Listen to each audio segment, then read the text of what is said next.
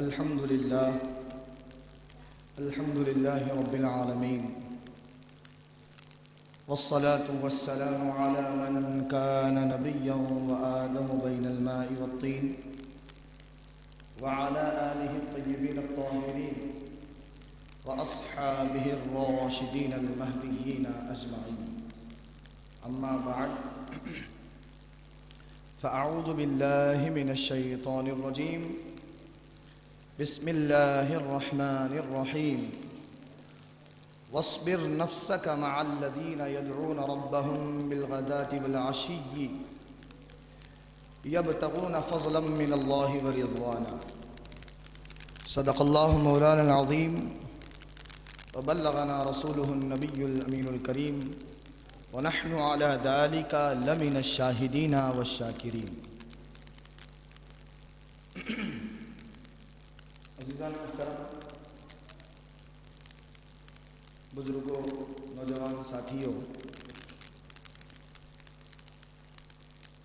قرآن کریم کی جو آیت کریمہ میں نے تلاوت کی ہے، آئیے اس آیت پاک کی روشنی میں کچھ معروضات آپ کی خدمت میں رکھنے سے پہلے ہم تمام مل کر تصور میں مدینہ پاک میں حاضر ہو کر اپنے آقا و مولا سردار انبیاء تاجدار کائنات محمد مصطفیٰ صلی اللہ تعالی علیہ وآلہ وسلم کے دربار میں ہدیہ درود و سلام پیش کرنے کی سعادت حاصل کریں، بآواز بلند پڑھیں اور تصور یہ رکھیں کہ ہم مدینہ پاک میں موجود ہیں۔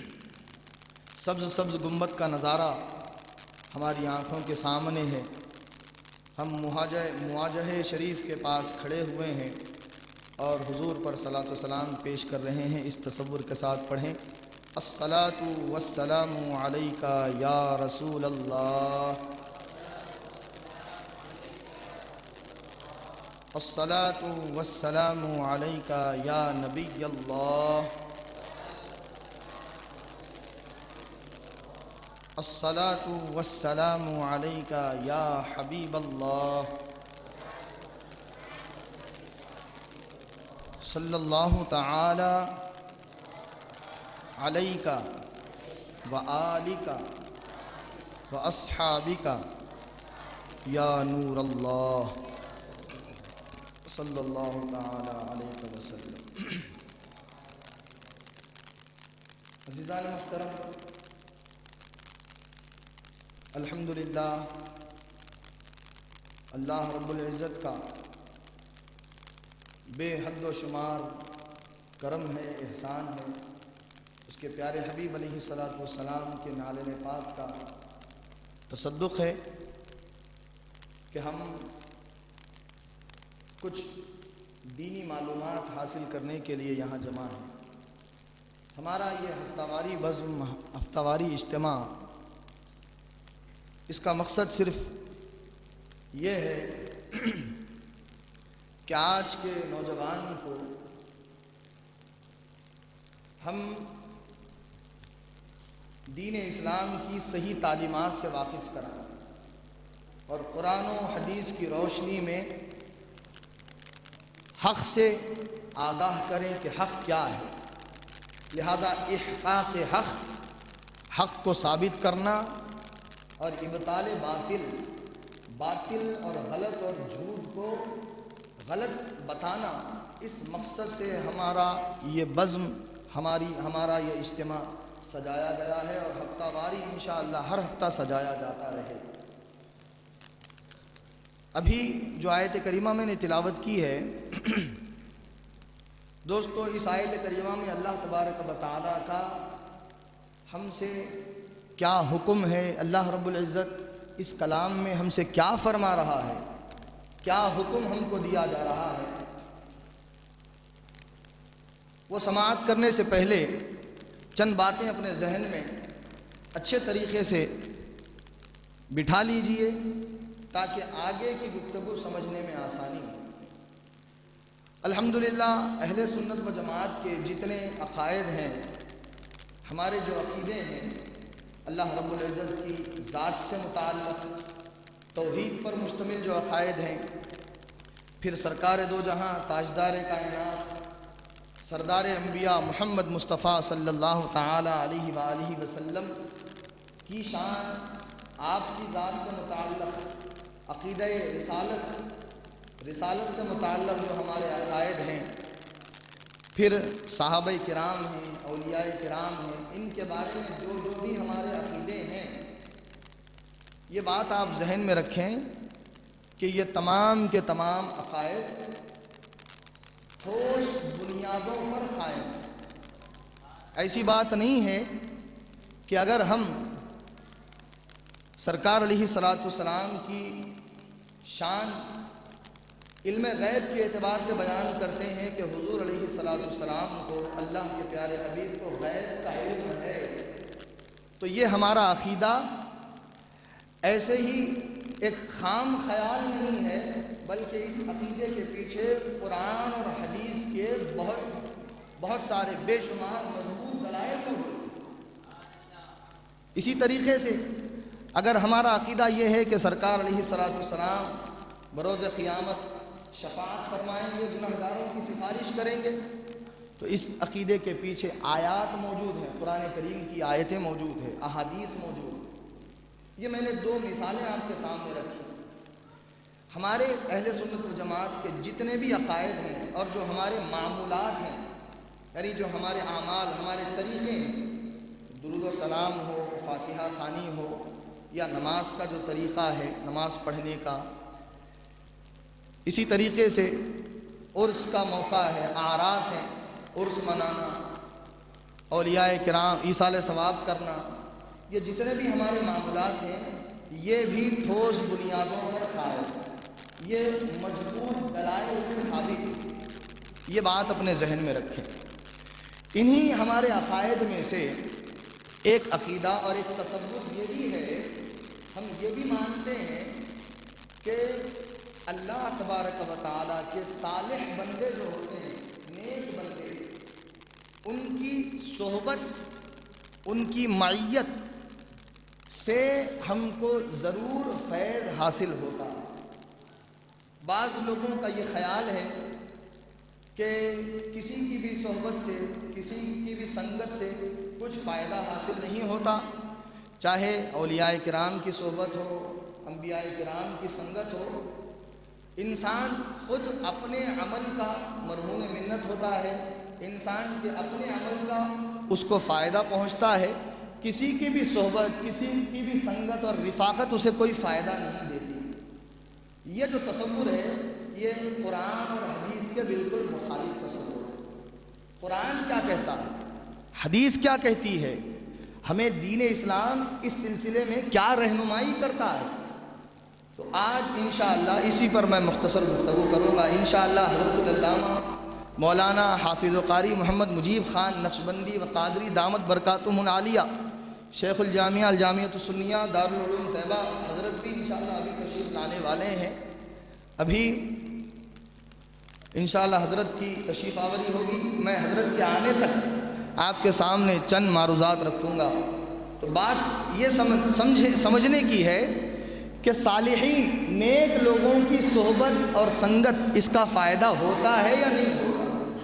پھر یہ بھی آپ ذہن میں رکھیں، صحبت جو ہوتی ہے وہ دو قسم کی ہوتی ہے۔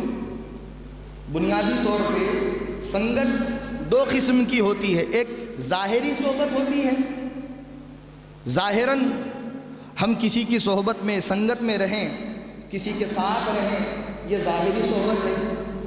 پھر ایک صحبت روحانی ہوتی ہے، باطنی ہوتی ہے۔ پردہ فرما جانے کے بعد وہ صالح بندہ، وہ اللہ کا نیک ولی یا کوئی محبوب اللہ کا بندہ، کوئی نبی ہے، اس دنیا سے پردہ فرما جانے کے بعد ان کی مزارات پر حاضری دینا، ان کی بارگاہوں میں پہنچنا اور وہاں بیٹھنا، یہ جو صحبت ہے یہ روحانی صحبت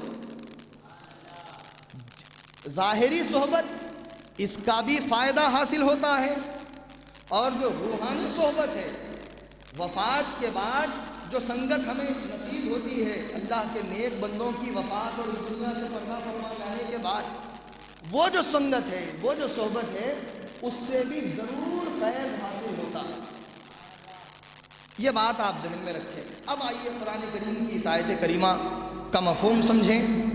اللہ رب العزت ارشاد فرما رہا ہے وَاصْبِرْ نَفْسَكَ مَعَ الَّذِينَ يَدْعُونَ رَبَّهُمْ بِالْغَدَاةِ وَالْعَشِيِّ، اے بندے اپنے آپ کو ان لوگوں کے ساتھ جوڑ لے، اپنے آپ کو ان لوگوں کی سنگت میں رکھ لے، ان کی صحبت میں آ جا جو اللہ رب العزت کو، جو اپنے رب کو صبح شام پکارتے ہیں، جو صبح شام اپنے رب کی عبادت کرتے ہیں، بندگی کرتے ہیں، جو صالح ہیں، نیک ہیں۔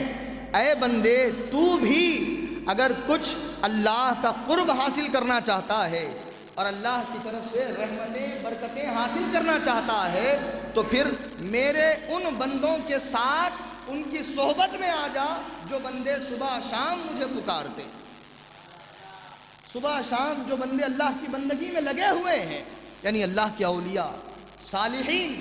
اللہ تبارک و تعالی حکم یہ دے رہا ہے ہم لوگوں کو، اللہ کا حکم یہ مل رہا ہے کہ ہم ان کی سنگت اختیار کریں۔ اللہ تبارک و تعالی خود ہمیں یہ فرما رہا ہے کہ ہم ان کی صحبت میں آ جائیں۔ اب سوچنے کی بات ہے، اگر کسی کی صحبت سے کوئی فائدہ حاصل ہونے والا ہی نہیں تھا تو پھر اللہ تبارک و تعالیٰ کا یہ حکم ہی کیوں آیا کہ ہم صالح بندوں کی صحبت میں رہیں؟ اللہ تبارک و تعالیٰ کا کوئی بھی حکم، اس کا کوئی بھی کام بے فائدہ نہیں ہوتا، رائے گاں نہیں ہوتا، بے مقصد نہیں ہوتا۔ اس کا مطلب یہ ہوا کہ جب اللہ تبارک و تعالیٰ کا حکم ہمیں دیا جا رہا ہے کہ تم صالح بندوں کی صحبت اختیار کرو جن کا مقصد صرف اور صرف اللہ کو راضی کرنا ہے، صبح شام جو اللہ کی بندگی میں لگے رہتے ہیں، ان کی صحبت میں آ جاؤ، یہ جب اللہ نے حکم دیا ہے تو بالکل یہ ماننا پڑے گا کہ اللہ کے اس حکم کے پیچھے ضرور ایک بہت بڑا فائدہ چھپا ہوا۔ اب وہ فائدہ کیا ہے؟ وہ فائدہ کیا ہے اس کو حدیث پاک کی روشنی میں سمجھیں۔ حضور علیہ السلام کی حدیث پاک ہے، سرکار علیہ السلام نے ارشاد فرمایا کہ نیک ساتھی، نیک دوست کی صحبت اور برے دوست کی صحبت، اس کی مثال دیتے ہوئے حضور علیہ السلام نے ارشاد فرمایا کہ دیکھو نیک ساتھی عطار کی طرح ہے، عطر فروش کی طرح ہے، عطر بیچنے والا جو ہوتا ہے۔ نیک دوست کی مثال عطر بیچنے والے کی طرح ہے۔ اگر تم نیک شخص کے ساتھ اس کی صحبت میں رہو گے تو جس طرح عطر والے کی صحبت میں رہنے سے اگر عطر نہ بھی لو، اگر تم عطر اس سے حاصل نہ بھی کرو تو کم از کم اس کی خوشبو تو حاصل ہو جاتی ہے۔ اسی طرح سرکار نے فرمایا کہ نیک ساتھی عطر فروش کی طرح ہے، اگر اس کی صحبت میں رہو گے تو اس کے جیسا نہ بن بھی سکو تو کوئی غم کی بات نہیں ہے، اس کی صحبت سے کچھ نہ کچھ فیض تو تم کو حاصل ہو جائے گا، کچھ نہ کچھ فائدہ تو مل جائے گا۔ یہ مثال دے کر حضور علیہ السلام نے سمجھایا، کتنی خوبصورت مثال۔ عطر فروش اگر اس سے آپ عطر نہ بھی لیں تو خالی اس کی خوشبو مل جائے، طبیعت اس سے مچل جاتی ہے، طبیعت اس سے خوش ہو جاتی ہے، آپ سیر ہو جاتے ہیں، ذہنی طور پر فریش ہو جاتے ہیں خوشبو حاصل کر کے۔ تو حضور نے مثال دے کر سمجھایا کہ نیک دوست کی مثال عطار کی طرح، اس سے اگر کچھ نہ بھی ملے اس کی صحبت کا فائدہ اتنا تو ضرور ہوگا کہ تمہیں کچھ نہ کچھ اس سے فیض حاصل ہوگا اور تمہاری زندگی میں انقلاب آ جائے گا۔ پھر فرمایا برے دوست کی مثال لوہار کی طرح ہے۔ برا شخص، برا ساتھی، اس کی مثال لوہار کے جیسی ہے۔ اگر تم اس کی سنگت میں رہو گے تو اگرچہ کہ تمہارے کپڑے نہ جلیں لیکن بھٹی کی لو سے اور لوہار کی بدبو سے تم کو تکلیف تو ضرور۔ اگر کپڑے تمہارے نہ بھی جلیں، زیادہ نقصان نہ بھی ہو، مگر اتنا نقصان تو ہوگا کہ اس کے جسم کی بدبو اور بھٹی کی بدبو سے تم بے چین ہو جاؤ۔ تو حضور نے یہ ایک انتہائی جامع مثال دے کر، ایک خوبصورت مثال دے کر بات یہ سمجھائی کہ نیک ساتھی کی صحبت میں رہو، نیک لوگوں کی صحبت اختیار کرو اور برے لوگوں کی سنگت سے اپنے آپ کو بچاؤ۔ تو یہی پیغام ہے دوستو، یہی پیغام ہے۔ اللہ تبارک و تعالیٰ نے قرآن میں یہی فرمایا کہ ہم نیک لوگوں کی صحبت اختیار کریں، اور رسول اللہ صلی اللہ علیہ وسلم نے بھی حدیث پاک کے ذریعے ہم کو یہی حکم دیا کہ ہم صالحین کی صحبت اختیار کریں۔ اب صالحین کی صحبت کا فائدہ آپ دیکھیں کیسا فائدہ ہوتا ہے۔ صالح ایک نیک شخص کی، نیک لوگوں کی سنگت میں رہیں گے تو کیا فائدہ ملے گا؟ حضرت انس بن مالک رضی اللہ تعالیٰ عنہ راوی ہیں، آپ روایت کرتے ہیں کہ میں سرکار دو جہاں صلی اللہ علیہ وسلم کے ساتھ تھا، آپ کی معیت میں تھا۔ ایک شخص آیا، آنے کے بعد اس نے عرض کیا کہ یا رسول اللہ متی الساعۃ، قیامت کب ہے، قیامت کب آنے والی ہے؟ سرکار نے فرمایا ماذا اعددت لہا، اے شخص تو قیامت کے بارے میں پوچھ تو رہا ہے مگر بتا قیامت کی تیاری کیا کیا، قیامت کے لیے کچھ تیاری بھی کر لیا؟ تو انہوں نے عرض کیا، حضرت انس رضی اللہ تعالیٰ عنہ بیان کرتے ہیں، اس صحابی نے عرض کیا کہ یا رسول اللہ میں نے قیامت کے لیے کوئی بڑی تیاری تو نہیں کی ہے، بڑی بڑی نمازیں، بڑے بڑے روزے یہ تو میرے پاس ذخیرہ نہیں ہے، ہاں ایک دولت ہے، وہ ایک دولت یہ ہے کہ انی احب اللہ ورسولہ، کہ یا رسول اللہ اللہ اور اس کے رسول سے محبت کرتا ہوں۔ سبحان اللہ، سبحان اللہ، قربان جائیے اس صحابی کے عقیدے پر۔ انہوں نے یقیناً اللہ کے رسول کے صحابی ہیں، نمازوں میں کوتاہی تو نہیں کرتے ہوں گے، روزوں میں تو کوتاہی نہیں کرتے ہوں گے، سرکار کی صحبت میں رہنے والے، ان سے زیادہ نمازیں کون پڑھ سکتا ہے، ان سے زیادہ اللہ کی بندگی کون کر سکتا ہے؟ وہ بندگی کرتے تھے، نمازیں روزے یہ ساری عبادات کرتے تھے، مگر جب سرکار نے پوچھا کہ قیامت کے لیے کیا تیاری کی تو انہوں نے اپنی پڑھی ہوئی نمازوں پر بھروسہ نہیں کیا، اپنے روزوں پر بھروسہ نہیں کیا۔ اگر آج کا کوئی مولوی ہوتا تو یہ کہتا کہ میں اتنی نمازیں پڑھتا ہوں، تہجد گزار ہوں، لہذا میں بخشا جاؤں گا، اپنی نمازوں پر توکل کرتا، اپنی نمازوں کا اسے بھرم ہوتا۔ لیکن وہ صحابی کا عقیدہ ہے، وہ جانتے تھے کہ نمازیں رد ہو سکتی ہیں، روزے رد ہو سکتے ہیں، ممکن ہے، لیکن سرکار کی محبت ایک ایسی دولت ہے کہ اللہ تبارک و تعالی ضرور بھی ضرور اس دولت کے صدقے میں ضرور ہمیں بخش ہی دے گا، یہ تو رد ہونے کا سوال ہی نہیں ہے۔ لہذا اگر بھروسہ کیا، اگر اعتماد کیا تو عمل پہ نہیں کیا، عمل کرتے تھے، عمل کرتے تھے، مگر بھروسہ جو ظاہر کیا وہ اللہ اور اس کے رسول کی محبت پر ظاہر کیا۔ چنانچہ اب حضور کا جواب دیکھیں، سرکار نے یہ نہیں فرمایا ارے کیا کہتے ہو میاں، قیامت کی تیاری کے بارے میں پوچھ رہا ہوں تو تم محبت کی بات کر رہے، جاؤ نمازیں پڑھو، روزے رکھو، عبادت کرو، تہجد گزار بنو، راتوں کو اٹھ کر رو گڑ گڑاؤ، یہ حضور نے نہیں فرمایا۔ سرکار کا جواب سنیے، اللہ اکبر، مچل جائیں گے۔ حضور علیہ السلام نے جب سنا کہ یا رسول اللہ اللہ اور اس کے رسول سے محبت کرتا ہوں، یہ ایک دولت ہے، تو حضور نے فرمایا انت مع من احببت، اے شخص سن، تو جس سے محبت کرتا ہے تیرا حشر اسی کے ساتھ ہوگا، تو اسی کے ساتھ ہوگا جس سے تجھے محبت ہے۔ اللہ، اب آپ عقیدے کو سمجھیں، معیت رسول، صحبت رسول یہ کتنی بڑی چیز ہے اور کتنی بڑی دولت ہے۔ ساری عبادات ایک طرف، صحابی نے اس پر بھروسہ نہیں کیا، اور پھر حضور علیہ السلام نے انہیں منع بھی نہیں فرمایا کہ ایسا کیوں کہتے ہو، بلکہ حضور نے جواب یہ عنایت فرمایا کہ ٹھیک ہے اللہ اور اس کے رسول سے محبت ہے تو سنو، تم اللہ اور اس کے رسول کی معیت میں ہی رہو گے۔ اللہ اکبر، یہ ہے معیت کا فائدہ، یہ صحبت کا فائدہ ہے۔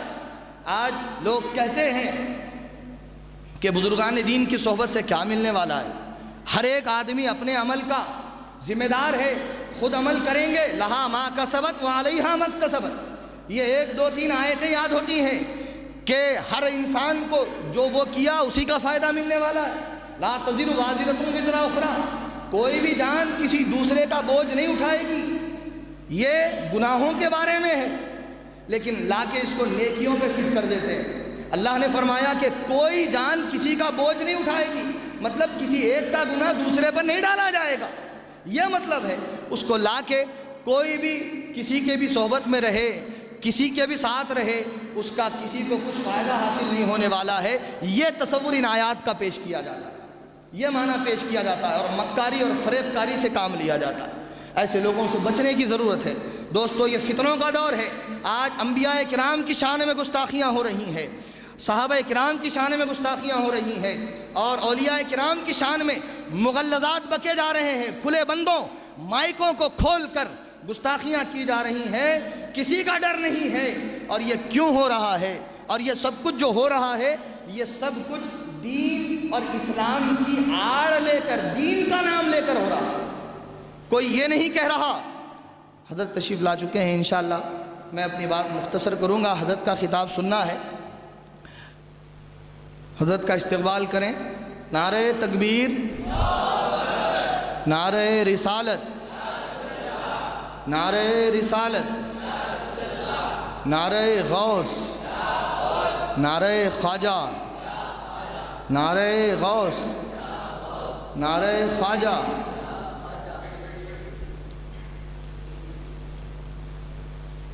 انشاءاللہ حضرت کا ہمیں بیان سننا ہے. آپ تمامی حضرات اطمینان کے ساتھ بیٹھیں.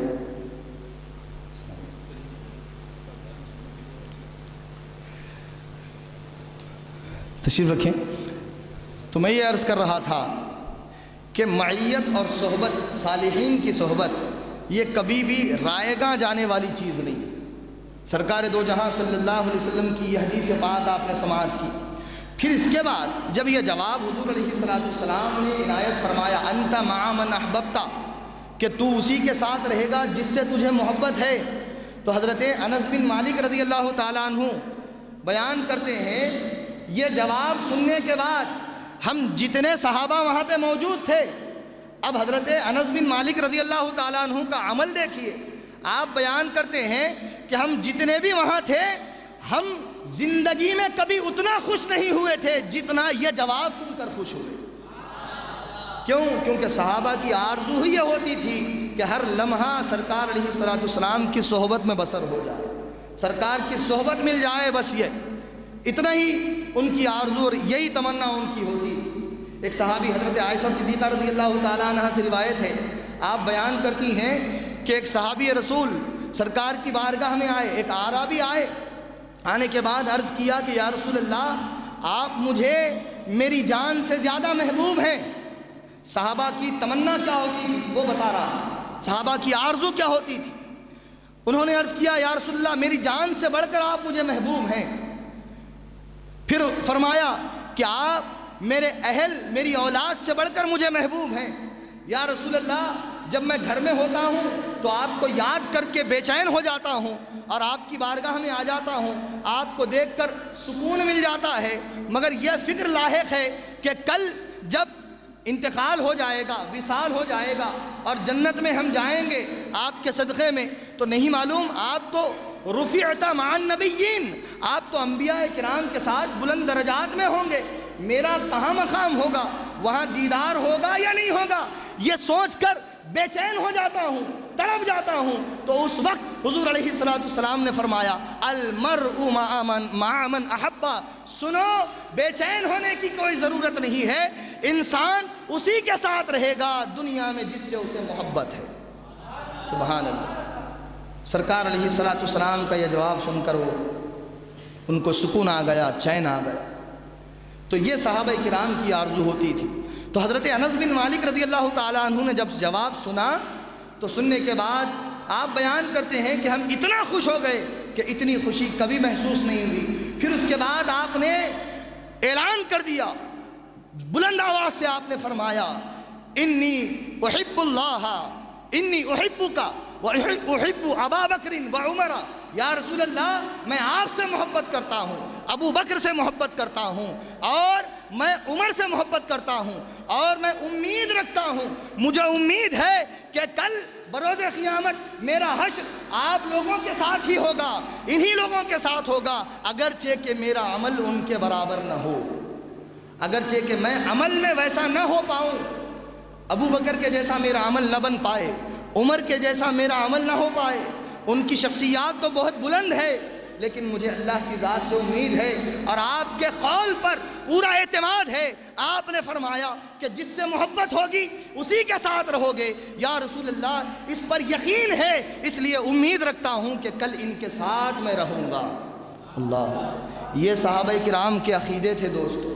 آج ان عقیدوں کو متزلزل کیا جا رہا ہے، ان عقیدوں کے اندر رخنے ڈالے جا رہے ہیں، اور باضابطہ لوگوں بالکل علی اعلان ایسی باتیں بیان کی جا رہی ہیں کہ یہ اولیاء کرام کسی کی کوئی مدد کرنے والے نہیں ہیں، یہ انبیاء کرام اللہ کے علاوہ کوئی بھی ہو، کوئی کسی کے کام آنے والا نہیں ہے، خود انسان کا اپنا عمل کام آنے والا۔ یقیناً یہ بات درست ہے، عمل کرنا چاہیے، عمل سے کسی کو کوئی چھٹکارا نہیں ہے، فرائض جو ہیں وہ ادا کرتے رہنا ہے، مگر بالکل اس بات کا انکار ہی کر دینا، اس کی آڑ لے کر، عمل کی آڑ لے کر اولیاء کرام کی شان میں گستاخی کر دینا، انبیاء کرام اللہ نے جو شان ان کو مدد کرنے کی عطا کی ہے اس شان کا ہی انکار کر دینا، یہ کہاں کا انصاف؟ یہ تو عین قرآن کی خلاف ورزی ہے، حدیثوں کی خلاف ورزی۔ میں بتاؤں گا آپ کو ابھی کہ صالحین کی صحبت کا فائدہ کیا ہوتا ہے۔ بخاری شریف کی حدیث ہے، بخاری شریف کی روایت ہے، بخاری شریف کے اندر کتاب احادیث الانبیاء، کتاب احادیث الانبیاء حدیث نمبر 3470، یہ بخاری شریف کے اندر ہے 3470، اور مسلم شریف کے اندر حدیث نمبر 7184، 7184 کے حدیث کا یہ نمبر ہے مسلم شریف کے اندر۔ اور پھر زجاجۃ المصابیح میں حضرت زبدۃ المحدثین حضرت شاہ عبداللہ شاہ رضی اللہ تعالیٰ عنہ نے زجاجۃ المصابیح کی جلد نمبر 2 صفحہ نمبر 58 پر یہ حدیث نقل فرمائی ہے۔ کیا حدیث ہے؟ سرکار علیہ السلام نے، حضرت ابو سعید خدری رضی اللہ تعالیٰ عنہ راوی ہیں۔ اب صالحین کی صحبت کا فائدہ دیکھیں، سرکار نے بیان کیا، حضرت ابو سعید خدری رضی اللہ تعالیٰ عنہ راوی ہیں، حضور نے فرمایا کہ تم سے پہلے والے لوگوں میں ایک شخص تھا جس نے 99 قتل کیے تھے، 99 بے قصور لوگوں کا قاتل تھا۔ 99 لوگوں کا قتل کر دینے کے بعد ایک احساس پیدا ہوا دل کے اندر کہ اب مجھے توبہ کرنا چاہیے، گناہ پر ندامت ہوئی، وہ نکلا توبہ کی نیت سے، راستے میں وقت کے سب سے بڑے عالم کا پتہ پوچھا تو اسے ایک راہب کا، ایک پادری کا پتہ بتایا گیا، وہ وہاں گیا، جانے کے بعد اس سے بیان کیا کہ میں نے 99 لوگوں کا قاتل ہوں، 99 لوگوں کا میں نے قتل کیا ہے، اب توبہ کرنا چاہتا ہوں، توبہ کی کوئی سبیل ہے، کوئی گنجائش ہے؟ تو وہ راہب، وہ جانکار نہیں تھا، وہ یہی لوگوں کے جیسا روکھا تھا، ان لوگوں کی طرح روکھی طبیعت والا تھا۔ وہ کہنے لگا کہ 99 لوگوں کا قتل کیا ہے، اب توبہ کرنے نکلا ہے، تیری توبہ کی کوئی گنجائش نہیں ہے، اب کئی کی توبہ؟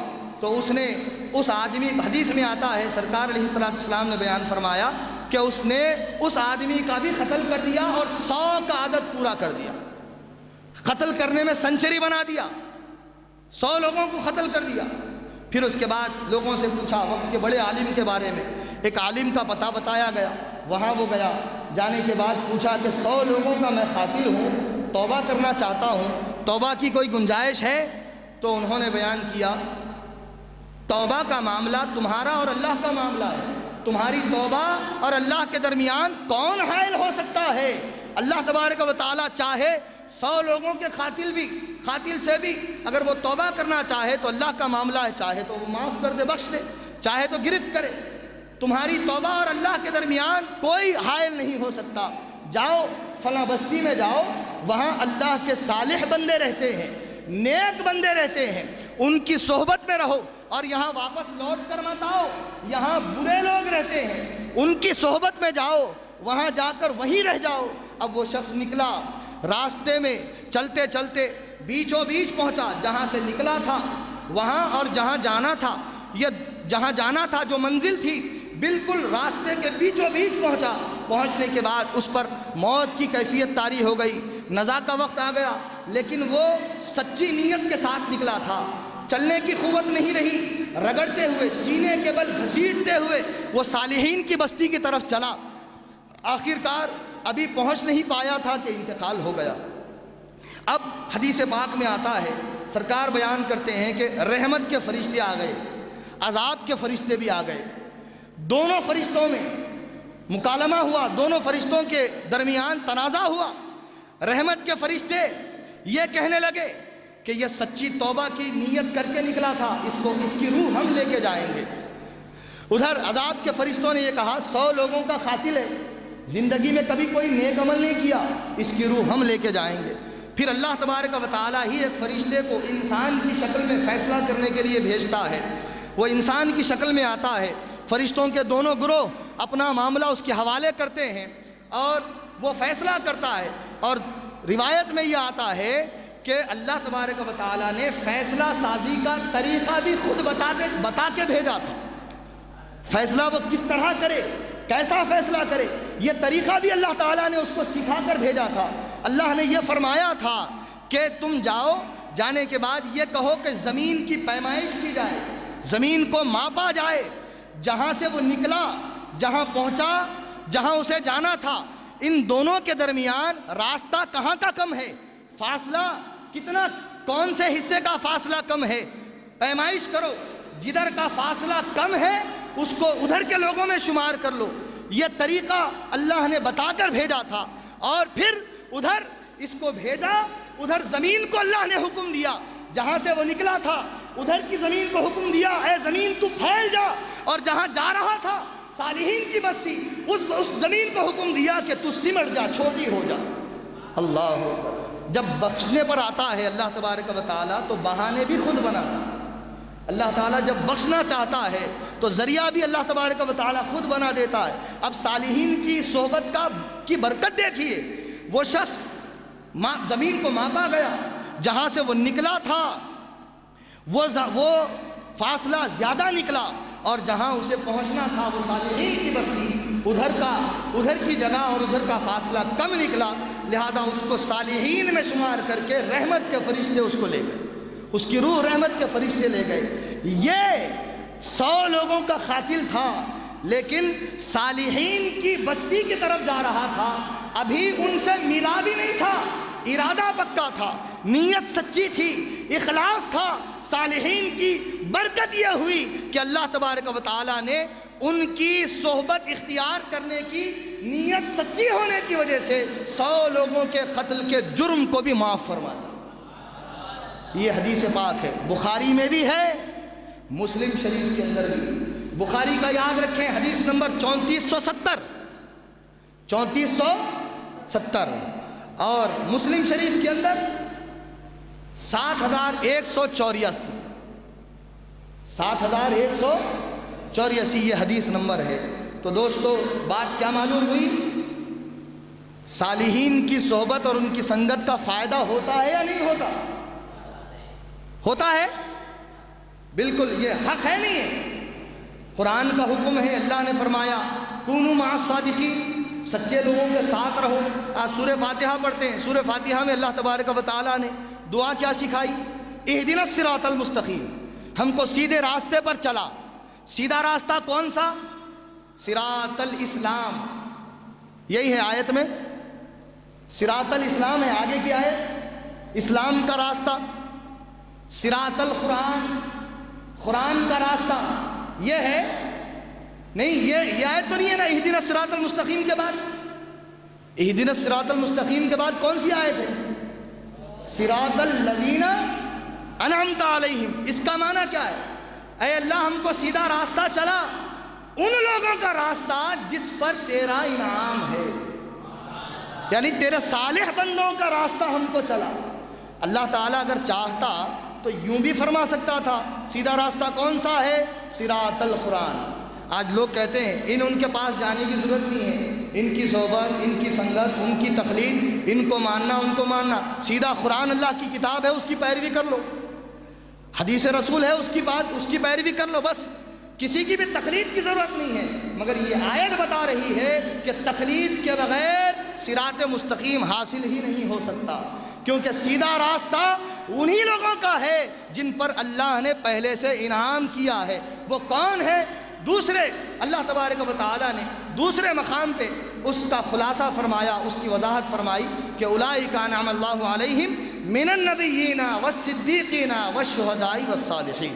وہ انبیاء ہیں، شہداء ہیں، صدیقین ہیں اور اللہ کے صالح اور نیک بندے ہیں، اولیاء کرام۔ ان کا راستہ سیدھا راستہ۔ اب جو اس سے ہٹے گا، قرآن کا نام لو، حدیث کا نام لو، وہ راستہ سیدھا راستہ نہیں ہو سکتا، کیونکہ قرآن ان کے بغیر سمجھی نہیں جا سکتی، حدیث ان لوگوں کے بغیر، ان ہستیوں کے بغیر سمجھ میں نہیں آ سکتی۔ حدیث کو سمجھنا ہے تو ان کی صحبت اختیار کرنا ضروری ہے اور ان کی سنگت اختیار کرنا ضروری ہے۔ قرآن سمجھنا ہے تو ان کے ذریعے سمجھنا ہوگا، کیونکہ یہ سرکار کے زمانے سے زیادہ قریب زمانے والے ہیں، لہذا ان سے بہتر قرآن اور حدیث کو ہم کیا سمجھ سکتے ہیں۔ لیکن آج ایک فتنہ بپا کیا جا رہا ہے اور تقلید کا انکار کیا جا رہا ہے، اور یہ کہا جاتا ہے کہ تقلید کی ضرورت نہیں ہے۔ ہر انسان قرآن کا ترجمہ پڑھ کے، حدیث کا ترجمہ پڑھ کے اپنے آپ سیدھے راستے پر چل سکتا ہے۔ اگر ایسا ممکن ہوتا تو پھر قرآن کی آیت صراط الذین انعمت علیہم نہیں ہوتی، صراط القرآن یا صراط الاسلام ہوتی تھی۔ ایسا نہیں ہے قرآن کے اللہ تعالیٰ فرمایا کہ وَاتَّبِعْ سَبِيلَ مَنْ أَنَابَ إِلَيَّ۔ اگر مجھ تک پہنچنا ہے تو جو پہلے سے مجھ تک پہنچا ہوا ہے اس کے پیچھے چل، اس کے پیچھے چلے گا تو پھر میری قربت نصیب ہوگی، میرے صحیح راستے پر چل سکے گا۔ ان کو چھوڑ کر اگر ڈائریکٹ آنا چاہے گا تو پھر تجھے سیدھا راستہ نہیں ملے گا، سوائے گمراہی اور ضلالت کے کوئی اور چیز مقدر نہیں ہوگی۔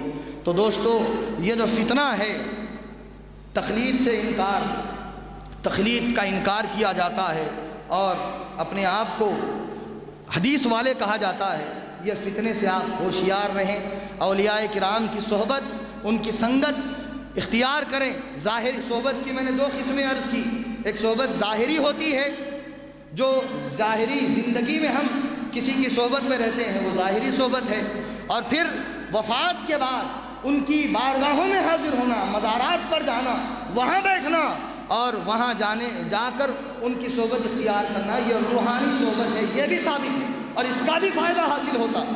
یہ بھی صحابہ کرام کے عمل سے ثابت ہے۔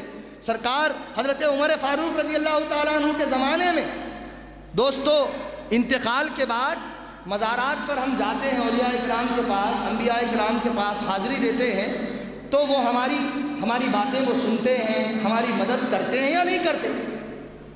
تو گزشتہ یہ بات سننے میں آئی، گزشتہ یہ بیان کیا جا رہا تھا 1.5 اینٹ کی مسجد میں کہ کوئی کسی کی مدد کرنے والے نہیں ہے، وہ خود مرنے کے بعد محتاج ہو جاتے ہیں، غسل کے محتاج، 4 لوگ مل کے غسل دینا پڑتا، پھر ان کو کفن دینا پڑتا، انہوں خود محتاج ہے، انہوں کسی کی کیا مدد کریں گے۔ تو میں آپ کے سامنے 2 باتیں عرض کر کے اپنی بات ختم کروں گا کہ بعد از وصال کے بعد بھی اللہ کے جو محبوب بندے ہوتے ہیں وہ ضرور مدد کرتے ہیں، اور یہ سب کچھ اللہ کی عطا سے ہوتا ہے۔ اللہ نے وہ قدرت ان کو دی ہے، ہم کون ہو سکتے ہیں اس کا انکار کرنے والے؟ اللہ تبارک و تعالی ہر شے پر قادر ہے۔ اگر اس کا انکار کیا جائے گا تو در پردہ یہ اللہ کی قدرت پر سوال ہوگا، اللہ کی قدرت کا انکار ہوگا۔ اللہ تبارک و تعالی جس طرح ماں کے پیٹ میں 9 مہینے تک بچے کو زندہ رکھتا ہے، اسی طرح اللہ کی قدرت ہے کہ زمین کے اندر اللہ کے محبوبین جانے کے بعد اپنے جسموں کے ساتھ زندہ ہوتے ہیں۔ یہ اللہ کی قدرت ہے دوست، اللہ تبارک و تعالیٰ کی قدرت، اس کے سامنے ہم اعتراض نہیں کر سکتے۔ لہذا 2 باتیں عرض کروں کہ سرکار علیہ السلام حضرت عمر فاروق رضی اللہ تعالیٰ عنہ کے زمانے میں قحط پڑ گیا تو ایک شخص سرکار علیہ السلام کے مزار اقدس پر حاضر ہوا۔ اب صحابی کا عمل دلیل ہوتا ہے، وہ حضور کی بارگاہ میں آئے، مزار انور پر آئے، آ کر حضور سے عرض کرنے لگے کہ یا رسول اللہ، قحط پڑ گیا ہے، بارش نہیں ہو رہی ہے، آپ کی امت ہلاک ہو رہی ہے، بارش کی دعا فرمائیے، بارش برسا دیجئے۔ تاکہ ہم ہلاکت سے بچ جائیں۔ سرکار علیہ السلام روایت میں آتا ہے، حضرت مالک دار رضی اللہ تعالیٰ عنہ اس حدیث کے راوی ہیں، وہ بیان کرتے ہیں کہ وہ شخص واپس آیا، خواب میں سرکار علیہ السلام تشریف لائے اور حضور علیہ السلام نے اس سے فرمایا کہ جاؤ عمر کے پاس جاؤ، اسے میرا سلام کہو اور کہو ان قریب تم پر اللہ رب العزت بارش برسائے گا، اور عمر سے یہ بھی کہو کہ تم اپنی احتیاط کی تدابیر اختیار کرو، لوگ تمہاری جان کے دشمن بنے ہوئے ہیں، احتیاط سے رہو۔ سرکار نے بارش کی بھی خوشخبری دی اور حضرت عمر رضی اللہ تعالیٰ عنہ کو اپنی حفاظت کرنے کا حکم بھی دیا۔ وہ شخص بیدار ہوتے ہیں، خواب میں حضور کا دیدار کیے، یہ حکم پائے، فوراً حضرت سیدنا عمر فاروق رضی اللہ تعالیٰ عنہ کی بارگاہ میں حاضر ہوئے، خوشخبری سنائی، اللہ کے رسول کا پیغام دیا۔ حضرت عمر فاروق رو پڑے اور کہنے لگے کہ یا ربی لا آلو الا ما عجزتو، اے اللہ یا رب العالمین میں بے احتیاطی نہیں کروں گا مگر ان چیزوں میں جس سے میں عاجز ہوں، جو میرے بس سے باہر ہے میں اس میں کچھ نہیں کر سکتا۔ یہ حضرت عمر اب یہ حدیث سے ثابت کیا ہوتا ہے؟ وہ صحابی مزار اقدس پر حاضر ہوئے، مزاروں پر جانا اس سے ثابت ہوا، اور جا کر حضور سے مدد مانگے، اس سے ثابت ہوا کہ مزارات پر جا کر اللہ کے محبوبین سے مدد مانگنا جائز ہے، اور پھر حضور کا خواب میں تشریف لانا اور بارش کی خوشخبری دینا، اس سے ثابت ہوتا ہے کہ بعد از وصال محبوبان خدا بے سہارا لوگوں کی، غمزدہ لوگوں کی، پریشان زدہ لوگوں کی، مصیبت زدہ لوگوں کی مدد کرتے ہیں، مدد کرتے ہیں۔ اسی طرح 5ویں پارے کی آیت ہے وَلَوْ أَنَّهُمْ إِذْ ظَلَمُوا أَنفُسَهُمْ جَاءُوكَ فَاسْتَغْفَرُوا اللَّهَ وَاسْتَغْفَرَ لَهُمُ الرَّسُولُ لَوَجَدُوا اللَّهَ تَوَّابًا رَحِيمًا۔ 5ویں پارے میں اللہ نے فرمایا اگر لوگ اپنی جانوں پر ظلم کر لیں، اپنی جانوں پر ظلم کر بیٹھیں، گناہ ہو جائے اور معافی حاصل کرنا چاہیں، معافی کی خواہش ہو، تو وہ اے محبوب آپ کے پاس آ جائیں، آپ کے پاس آ کر اللہ سے معافی مانگے۔ اب اللہ کا نرالا انداز دیکھیں، معافی منگوائی جا رہی ہے اللہ سے، مگر اللہ سے معافی مانگنے کے لیے اللہ نے اپنے گھر مسجد میں نہیں بلایا، بیت اللہ کعبہ معظمہ میں نہیں بلایا، بلکہ معافی مانگنا اللہ سے ہے، مگر بلایا جا رہا ہے سرکار کے قدموں میں، سرکار کی بارگاہ میں بلایا جا رہا ہے۔ اللہ نے فرمایا جاؤکا، اے محبوب آپ کے پاس آ جائیں، آ کر کیا کریں؟ فاستغفروا اللہ، اب اللہ سے معافی مانگے، اللہ سے اب معافی مانگے۔ پھر ابھی بھی معافی ملے گی یا نہیں ملے گی؟ فرمایا نہیں ملے گی، کب تک؟ واستغفر لهم الرسول، جب تک کہ رسول ان کی سفارش نہ کر دیں، ان کی مغفرت کا اللہ تبارک و تعالیٰ سے سوال نہ کر دیں، اور جب تک رسول ان کی مغفرت نہ مانگے اس وقت تک ان کی مغفرت نہیں کی جائے گی۔ جب رسول سفارش کریں گے لوجدوا اللہ توابا رحیما، تو تب اللہ تعالیٰ ضرور توبہ بھی قبول فرمائے گا، رحم بھی فرمائے گا۔ اب اس سے ثابت ہوتا ہے کہ حضور علیہ السلام کے پاس جانے کا اللہ نے حکم دیا۔ کب جائیں؟ حضور کی حیات میں جائیں، ظاہری حیات میں، نہ اس کی بات کی گئی اور نہ وفات کے بعد جانے کی بات کی گئی، بغیر کسی قید کے اللہ نے بیان کیا، تو آیت مطلق رہے گی، اور حضور کی حیات میں بھی حضور کے پاس جانا ثابت ہوگا، اور بعد حیات ظاہری طور پر دنیا سے پردہ فرما جانے کے بعد بھی حضور کی بارگاہ میں جانا اس آیت سے ثابت ہوگا۔ اور پھر صحابہ کا عمل بھی ہے۔ ایک صحابی رسول حدیث میں آتا ہے کہ حضور کی بارگاہ میں گئے، یہ آیت دیکھنے کے بعد، یہ آیت سننے کے بعد، پڑھنے کے بعد حضور کی بارگاہ مزار اقدس پر گئے، جا کر عرض کرنے لگے یا رسول اللہ، آپ نے جو دین لایا ہم نے اس کو مانا، ہم نے اس میں کوئی کمی نہیں کی، یا رسول اللہ میں نے اپنی جان پر ظلم کیا ہے، اب آپ کی بارگاہ میں آیا ہوں۔ اللہ نے فرمایا کہ جو جنہوں نے اپنی جانوں پر ظلم کیا ہے وہ آپ کے پاس آ کر معافی مانگے، لہذا میں اس آیت کی روشنی میں آپ کی بارگاہ میں آیا ہوں، میں گناہوں کی بخشش چاہتا ہوں۔ روایت میں آتا ہے جب اس شخص نے حضور سے فریاد کی، قبر انور سے آواز آئی جاؤ اللہ نے تمہارے گناہوں کو بخش دیا۔ اللہ، یہ صحبت کا فائدہ، ظاہری صحبت کا بھی فائدہ حاصل ہوتا ہے، اور باطنی اور روحانی صحبت جو اولیاء کرام اور انبیاء کرام کی مزارات پر حاضری کی شکل میں ہم اختیار کرتے ہیں، جو سنگت، جو صحبت، اس کا بھی فیض حاصل ہوتا ہے۔ ان باتوں کو ذہن میں رکھیں۔ اللہ رب العزت سے دعا ہے، یا الہ العالمین یا ارحم الراحمین، اے مولا کریم ہماری اس بزم کو اپنی بارگاہ میں قبول فرما لے۔